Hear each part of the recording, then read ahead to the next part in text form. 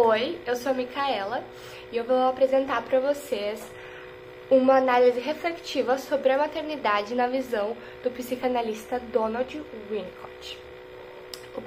A presente pesquisa explora a maternidade por meio da perspectiva do Winnicott e tem como objetivo analisar de que maneira a relação entre mãe e bebê influencia no desenvolvimento da criança nessa primeira infância. Sendo assim, ela destaca a importância da aceitação materna e apresenta de uma maneira superficial a existência de duas figuras maternas, a mãe ambiente e a mãe objeto. Ela também mostra que posteriormente o bebê vai conseguir identificá-las como sendo a mesma pessoa. Winnicott argumenta que as mães devem aprender com as falhas e que a essência da maternidade vai além das palavras ditas e considera a maternidade um aprendizado contínuo e tem como objetivo acolher as mães que estão nesse processo e que estão se entendendo ainda do que é ser mãe e como tratar uma criança. O Donald Winnicott é um psicanalista inglês formado em pediatria e ele é muito influente no campo da teoria e do desenvolvimento psicológico. Ele não se destaca pela sua análise sobre a maternidade, mas ele também fala bastante sobre esse assunto. Ele traz ideias inovadoras e ele é considerado um analista muito importante na psicanálise, principalmente por ser um dos poucos que fala sobre a maternidade e o papel da mãe no desenvolvimento emocional da criança. Ele afirma que não consegue explicar ou ensinar para uma mãe o que ela deve fazer ou sentir com o filho dela. E ele também diz que um homem jamais vai conseguir sentir o que uma mãe sente, porque ela olha para o bebê como se ele fosse uma parte de si mesmo, uma extensão do seu próprio corpo. Ele também introduz conceitos importantes, como a capacidade da mãe de entender e responder às necessidades do bebê, que formam uma base sólida para a autoestima e desenvolvimento emocional dessa mesma criança. O artigo explora uma análise, como a aceitação da mãe é crucial no desenvolvimento saudável, e a necessidade emocional e física da criança de forma adequada e respeitosa, ou seja, a mãe suficientemente boa. O objetivo desse trabalho é analisar como as experiências do Winnicott influenciaram a formação dos bebês e a partir da relação entre mãe e filho. E a gente analisa as perspectivas do Winnicott, a aceitação da mãe e os princípios de mãe ambiente e mãe objeto, e a importância do ambiente saudável e a necessidade emocional e física de uma criança no contexto social, segundo essas análises. Durante a escrita de um outro artigo, eu me deparei com um podcast que falava sobre a maternidade e isso fez com que eu tivesse interesse de pesquisar mais a fundo sobre, porque no meu artigo eu não ia conseguir escrever sobre aquilo, porque ele não era realmente o tema.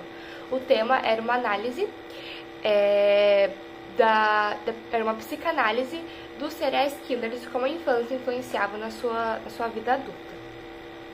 Então, conversei com o professor Sérgio Nunes e com a professora Simone e eles atribuíram algumas ideias e me ajudaram a escrever esta pesquisa. O Winnicott alega que algumas mães conseguem obter conselhos em livros, em revistas ou em conversa com outras pessoas, mas que elas não estão totalmente preparadas para o que a maternidade tem realmente a ensiná-las. Em uma das suas palestras, ele diz que o que uma mãe precisa saber deve vir de um lugar mais profundo, e não exatamente daquela parte da mente que tem palavras para tudo. Então, o que ela precisa saber, ela não vem de revistas e conversas com médicos. Tanto que ele diz, essa palestra que ele dá é para médicos, e muitos médicos relatam que quando eles davam as dicas para as mulheres, médicos e enfermeiros relatam, e quando eles dão as dicas para as mulheres sobre o que fazer com o bebê, e quando eles têm seus filhos e ele começa a analisar aquilo, ele percebe que aquelas dicas não servem para nada, que a maternidade é uma coisa muito maior, muito mais extensa do que aquilo, e que aquelas palavras não ajudam em quase nada. Ele diz também que as coisas mais importantes que uma mãe faz para o bebê não são feitas por palavras, e sim por ações. E isso mostra como a maternidade é um período crucial para as mães, que passa de não somente de mãe para filha. Nesse período, ela deixa de ser uma filha. Embora ela esteja grávida todo esse tempo, ele deixa de ser uma filha. Ela começa a ter outras preocupações. Essas mudanças podem ser imaginadas, mas nunca sentidas até o momento em que você dá à luz, como os médicos relataram. Tudo começa com o nascimento, onde há apenas uma estrutura, formada pelo bebê e o ambiente, uma vez que o bebê é a continuidade do ambiente. Há também a teoria de que diz que existem duas mães para o mesmo bebê. A mãe ambiente é aquela que permite que o bebê descanse, desfrute daquele momento de preguiça e continue naquele estado de relaxamento. E a outra mãe é a mãe objeto, que é aquela que é usada pelo bebê. Ele usa ela como forma de amamentação e onde ele descarrega experiências, estresses que ele pode estar tendo. Então é como um bebê morder o seio da mãe. Essa mãe que ele morde seria, no caso, a mãe objeto, que permite que ele descarregue as suas frustrações. Um poema citado pelo Winnicott relata exatamente o que eu estou falando, que é um poema da Anais Nin. Ele diz o seguinte: eu te destruo, você sobrevive, então eu posso amá-la. Esse poema mostra não só o começo, a primeira infância, mas praticamente a vida inteira de uma mãe, onde ela tem que se reconstruir muitas vezes para adequar às necessidades do seu próprio bebê. O que é relacionado à mãe objeto é descarregar todos os impulsos agressivos e, ao mesmo tempo, e após um tempo, o bebê entende que a mãe ambiente e a mãe objeto são a mesma pessoa. E aí, como eu citei no poema, ele a restaura e volta a usá-la, o que é chamado de ciclo benigno, que se repete durante toda a infância. Então, nesse momento é quando a criança entende e conhece tanto os limites que ela mesma tem, quanto os limites que as outras pessoas ao redor têm. Então esse ciclo benigno, ele acontece na escola, na creche, em muitos outros lugares, quando tem um irmãozinho, porque ele percebe que, por exemplo, ele bate numa criança, a criança fica nervosa com ela, mas depois eles voltam a ser amigos. Então ele reconhece os limites tanto dele quanto da criança, porque ele não aceita apanhar também, e ele consegue voltar a amar essa criança, a brincar com ela. Isso seria, no caso, um exemplo desse caso numa creche, por exemplo. Para que o bebê consiga desenvolver essa empatia, como eu citei, é preciso que haja uma relação entre o bebê e a mãe, uma vez que o bebê é espelho da mãe. E,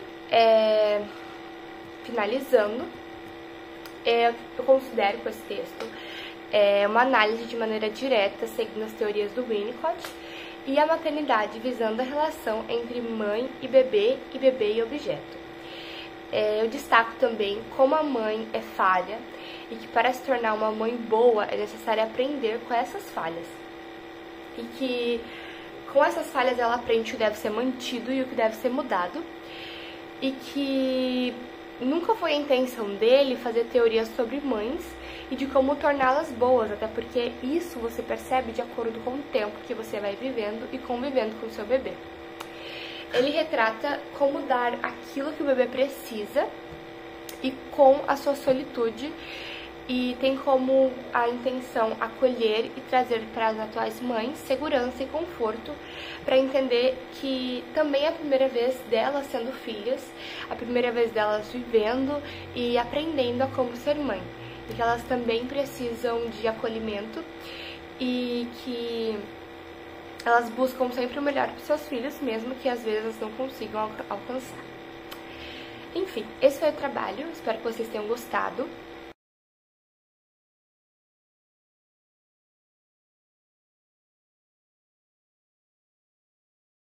Enfim, esse foi o trabalho, espero que vocês tenham gostado.